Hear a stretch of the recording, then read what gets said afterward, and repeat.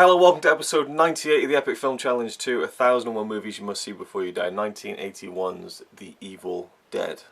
A film that's reputation definitely precedes it in a lot of cases. I remember growing up as a teenager and hearing about this film, The Evil Dead, and how disgusting it was and how graphic it was, and I was on at late night, on the weekend, you're going to watch it? No, my mum's not going to let me, that kind of stuff. It wasn't until I was in my late teens I saw the sequel, Evil Dead 2.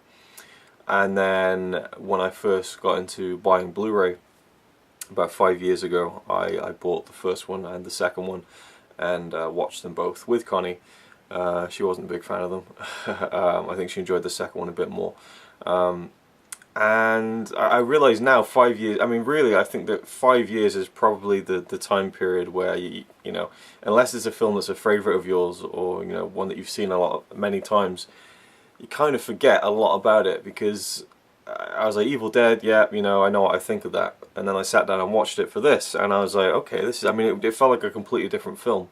And I just had kind of the Cliff Notes version from 5 years ago, but now, it really is worth rewatching these films sometimes. In most cases, I think. In some cases, not. But in this case, it was. And it's a really impressive film, I think. And it is a classic horror film. And it was directed by Sam Raimi, who most famously directed this series, the Evil Dead franchise. There's been 3 films, a remake, a TV series now.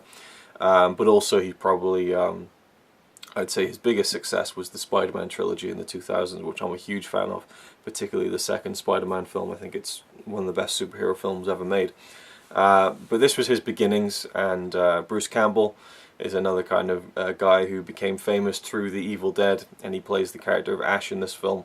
And we have these, I think, 5 teenagers going up to this cabin in the middle of nowhere to spend the weekend, I suppose, and they come across some evil things out in the woods. It's that trope, the cabin in the woods. Perhaps before it became a trope, I don't really know. I'm not, my history of horror is not really that strong, but it certainly feels like one of the first ones to kind of to put like teenagers in a situation like this. But again, perhaps not. I really don't know, and I would put my hands up and be gladly schooled on that, because I don't know. But it feels very raw and gritty. It was low budget, and it looks as much from the film stock that was used. I don't know, it might have even been 16mm. It certainly didn't look as crisp as 35mm film, and I doubt they would have been able to afford that. But what really makes up for it is the ambition of the film, because you have these demons, you have these things moving, tree branches and stuff, and loads of different special effects that were employed to make this film what it was, to bring the gore, to bring the blood, to bring the creatures, the demons, and all the effects to kind of bring the dead to life, in a way, I suppose you could say. And I think the effects, they're not going to hold up to films like The Thing or Day of the Dead, but there's certainly very good practical effects, and it's a special effects film in that way. And I do think there is some scary elements to it, and it's a very effective horror film, and there's some real strokes of brilliance there with the direction from Sam Raimi. You can really tell the ingenuity that he had within him to make films in a different way, using the kind of the Dutch angles and the sweeping movements of the camera with it seemed like a wide angle lens, where you have the point of view of whatever this thing is in the woods, kind of going through the woods and kind of stalking its prey and all that kind of stuff. And apparently that effect, which is kind of like almost like a, what would you call it, like a tilting Steadicam effect. Not quite as smooth as Steadicam, but it's still pretty impressive. Was done literally by Sam Raimi and Bruce Campbell, who plays Ash in the film, holding a 2x4 piece of wood with the camera mounted to it and just running through the woods with it. They would do these kind of Steadicam shots, but do it with a kind of homemade rig. Corners were cut, every step of the way. It was a grueling shoot. No one really enjoyed making it, from what I've read. But even then, I'm not too brushed up on my trivia on the film and the making of it, but from what I understand, it was very low budget. Perhaps the key to getting it out there and getting it sold probably came from Stephen King seeing the film and giving it a rave review and really enjoying it. And I can see why. I think it's a really effective horror film. The acting is pretty middling to shite. Like, it's just some very, very bad acting in it. And I will even say, Bruce Campbell is not great in the film. I really don't think he is. And because I watched this yesterday, I thought, you know what, I'm going to watch the sequel. So I watched Evil Dead 2, and then I watched Army of Darkness for the first time. I don't think I need to talk about Army of Darkness, really. But Evil Dead 2, that's where Bruce Campbell came into his own for me, and I think that he's brilliant in that film. But if you look at him in Evil Dead 2, and then you go back to Evil Dead 1, he looks a lot more kind of fresh-faced and kind of, you know, it isn't refined yet. The Bruce Campbell act isn't quite fully formed, and so there are bits where he gives a line and it's just so flat. But then there are moments where you can see the promise of what he would go on to later define as his kind of style of performance. And he's definitely the best part of the film. And I really want to give a shout out to the give credit to the girl who played Cheryl in the film. She kind of bears the brunt of a lot of, I would assume, the hardships of making this film, because she's in the scene where the girl gets raped in the woods by the branches, which is a very controversial scene. One of the scenes, no doubt, that had this film put so high on the list when it comes to censorship, and you know this film's banned in these countries and things. Watching it now, I don't think the rape scene is quite as graphic as I think people maybe even remember it from seeing it and being disgusted by it. It's certainly a very uncomfortable scene to watch, but I don't think it's that bad, just in terms of what it shows. Of course, the idea of it is horrific, and I know that people really don't like it. Other people really do like it, and of course that there is a scene later on where a woman tries to rape a man, so you know, those kind of, there's a balance there, but it is a very violating thing. And I think with horror and with a film like this, which is really trying to get under your skin, it's one of those things that really does give you an effect. I mean, it's the first kind of big thing that happens in the film as far as the demons and things go, is this woman gets kind of, you know, wrapped up by these branches, and these branches try to violate her physically, and it's very much sets the tone for the rest of the film. The rest of the film doesn't get as shocking as that, but it's very much like, holy shit, what's coming next? You know, and I've read that Sam Raimi regretted doing that. And there's even a scene where Bruce Campbell, his girlfriend in the film, is going crazy, so he slaps her across the face a couple of times. He apparently regretted even having that in the film. So yeah, but I don't have a huge problem with it. But it's certainly one of those things that stands out, and is one of the controversial moments of the entire franchise, I think, is that rape scene near the beginning. But the actress who played this character, Cheryl, she had to do that and endure a scene like that, which couldn't have been comfortable in any way, shape or form. And then when she becomes possessed, I mean, she really goes for it, and I think did a phenomenal job, actually. In fact, I probably will say that she might be the best actor/actress in the film, thinking about it. But it does mostly rest on the shoulders of Ash, Bruce Campbell's character. And the final moments with him, I think, are really good.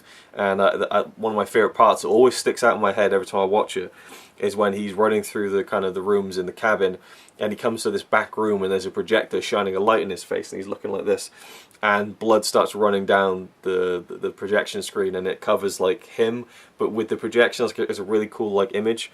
And there's lots of stuff like that. There's lots of great uses of different tricks. You know, Sam Raimi, you could tell he was a kind of self-taught filmmaker. I mean, he made Super 8 films and things like that with Bruce Campbell. They grew up making films together, and that really shows that this is someone who is really just pushing the boundaries of what is possible with the limitations he had with the camera and all that kind of stuff. And I just think it's a really impressive film because of that. And I do think that some of the effects and some of the demons and the ideas, like the ideas of like your friends becoming possessed and you have to kill them, you know, and is your friend really in there? It doesn't delve into that too deeply. In fact, it kind of flippantly deals with it at one point, because there's one character who gets possessed, and the boyfriend of this character is like, oh my god, and he hits her with an axe, and then he starts chopping her foot off, and I'm thinking, what the fuck is chopping her foot off gonna do, like, at all? If you're trying to kill him, you go for the head, but I mean, like, if the person who somewhat resembled your girlfriend is still in there, cutting her foot off is going to achieve nothing but putting her through an unimaginable pain. I didn't quite get that little thing. And there are moments where it starts to flirt with, like, is this, are they trying to be funny here, you know? And then we get to Evil Dead 2, and it's like, okay, we're going to try and be funny for real. But this original Evil Dead film is the purest horror film of the bunch by far. And I really enjoyed it. I think that the final shot of the film, phenomenal. The camera flying through the woods, smashes through the back door of the cabin, goes through each room, smashes out of the front and goes straight into Bruce Campbell at the end. Bang! You know, and apparently they literally mounted a camera onto a motorbike, rode the motorbike through the cabin and just crashed into Bruce Campbell and broke a couple of his ribs. That's the story. You know, knowing Bruce Campbell, that could be embellished, exaggerated, or even just made up, but I mean, seeing the way the camera just smashes right into him as he turns around and screams, you have to imagine that they just drove a motorbike into human flesh to get that shot, and that perhaps shows the dedication behind the guys who were making this and wanted to put their mark on the film landscape, which they definitely did, and went on to make Evil Dead 2. So yeah, I really enjoy Evil Dead. I think it's a really good horror film with, you know, I think that it is a tour de force of imaginative effects, of creepy atmosphere, and pretty below average acting. And, you know, just, again, the ingenuity employed to kind of really make this film work, I think is really cool. I mean, it's rough around the edges, don't get me wrong, but there's just things in it, you like with the pencil going into the ankle and the blood coming out. I mean, there's some really cringeworthy stuff, but I don't know, there's something about it that has this raw, gritty feeling to it. And as far as kind of low budget horror with not very good acting, you know, I certainly would prefer this film vastly over something like Texas Chainsaw Massacre, because it's a lot more entertaining to me. And it's, you know, it wastes nothing, and the sequel is very much the same. The Evil Dead and Evil Dead 2 are very much one and the same animal, but Evil Dead 2 kind of is a lot more playful with it and has a bigger budget to kind of realize Sam Raimi's vision. So for me, Evil Dead 2, I mean, that film was just pure entertainment. Watching that again, I love that film, and not as much as the original, but the original, there's more of a purity to it, I guess, because of the way it was made and all that kind of stuff. And I do like the story with the Book of the Dead and reading these things and, you know, bringing the dead to life, and yeah, just like the iconic imagery of the camera flying through the woods and all that kind of stuff. It was, yeah, I think it's a great film. Is it film received before you die? I think it is. I think it is one of the great horror films, and I think that with horror you have to kind of, it's a general conceit with horror films that there's not always going to be great acting. You know, you will get a horror film sometimes where the acting is great, and that's kind of like a whoa, cherry on top, like, you know, you get to have your cake and eat it. But a lot of times horror films, the emphasis is on the horror, not so much the acting. And I know that they're supposed to complement each other, but I really think as far as the horror goes, as far as scaring the audience goes, I think this is a phenomenal film, and it is a film you should see before you die, because of that, because of how effective it is. But if you were to ask me which is the film you should see before you die, The Evil Dead or The Evil Dead 2, I would say undoubtedly Evil Dead 2, without a doubt. But seeing as this is in the book, and I can see why, I definitely have to say that, yeah, The Evil Dead is a must-see horror film. And yeah, I think that's all I got to add. So thank you for watching. Leave your thoughts down below on this film or any of the films in the Evil Dead series, and I'll see you in the next video.